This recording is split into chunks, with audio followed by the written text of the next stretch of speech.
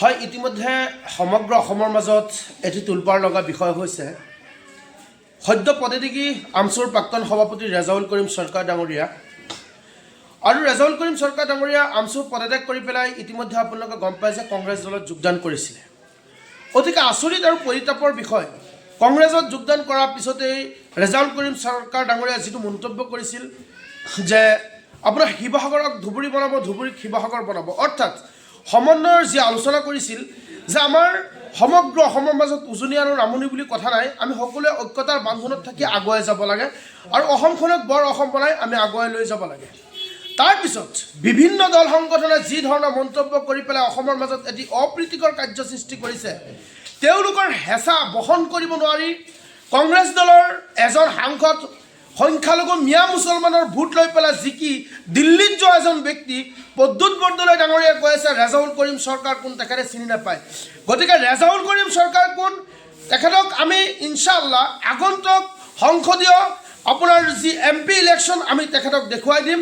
আৰু লগতে দেৱব্ৰত শইকীয়াই কৈছে যে তেখেতৰ বিৰোধী দলৰ উপদলপতি তেখেতে কৈছে যে ৰেজাউল কৰিম চৰকাৰ ডাঙৰীয়া বিজেপিৰ এজেণ্ট।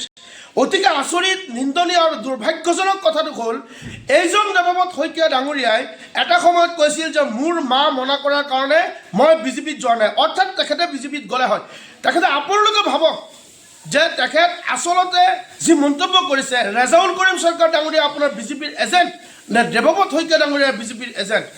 আৰু তাৰ লগে লগে ৰাইজৰ দলৰ সন্মানীয় সভাপতি অখিল গগৈ ডাঙৰীয়াই কৈছে যে যিকোনো সময়ত মুখ্যমন্ত্ৰীৰ ওচৰত গ'লেই ৰেজাউল কৰিম চৰকাৰ ডাঙৰীয়াক তেখেতক দেখা পায়।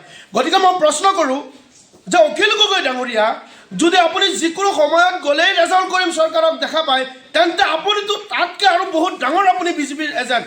এয়া যে বিভিন্ন ধৰণৰ যিবোৰ মন্তব্য কৰিছে, আমি অসম সংখ্যালঘু সংগ্ৰাম পৰিষদৰ তৰফৰ পৰা তীব্ৰ ভাষা আৰু নিন্দা জনাইছোঁ।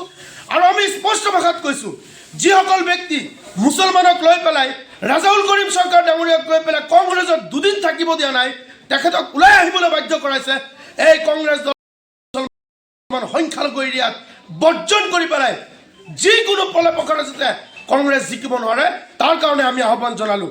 কাৰণ এটি জাতীয় সংগঠন কৰা ব্যক্তিক যিদৰে সন্মান কৰিব নাজানে, জাতীয় সংগঠন কৰা এজন নেতাক যিদৰে আপোনাৰ অপদস্থ কৰিছে, প্ৰত্যেকটো অপদস্থৰ প্ৰতি উত্তৰ সংখ্যালঘু সংগ্ৰাম পৰিষদ আৰু বিভিন্ন সংখ্যালঘু দল সংগঠন আমি নিৰ্বাচনৰ সময়ত দিম।